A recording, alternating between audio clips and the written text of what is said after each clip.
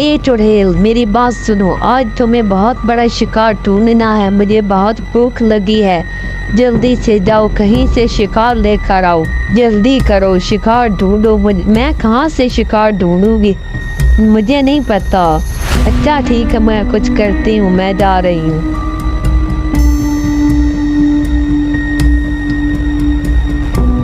पता नहीं अब शिकार मिलेगा या नहीं। हम आज क्या करेंगे। हाय हाय हाय हाय, मुझे कुछ समझ नहीं आ रही आज क्या होगा।